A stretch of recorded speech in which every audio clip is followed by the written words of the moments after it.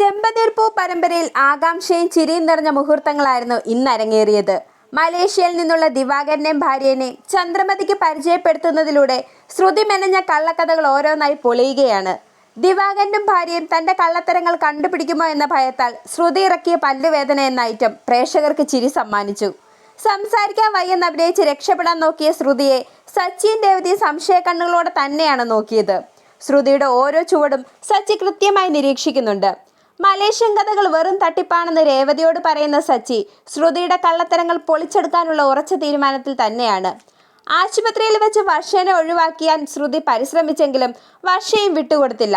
അവസാനം ഡോക്ടറുടെ അടുത്തെത്തിയ ശ്രുതിക്ക് കിട്ടിയത് 8ന്റെ പണിയാണ്. ഒരു കേടുമില്ലാത്ത പല്ല് ഡോക്ടറെ കൊണ്ട് തന്നെ പറിച്ചു മാറ്റേണ്ട വന്ന ശ്രുതിയുടെ അവസ്ഥ ശരിക്കും പല്ലുപോയ പുലിയെപ്പോലെ തന്നെയായിരുന്നു.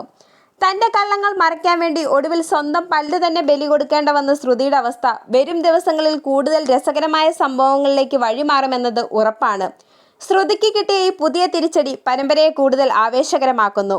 വരും എപ്പിസോഡുകളിൽ ദിവാകരനും സച്ചിയും ചേർന്ന് ശ്രുതിനെ എങ്ങനെയൊക്കെ കൊടുക്കുമെന്ന് നമുക്ക് കാത്തിരുന്ന് തന്നെ കാണാം.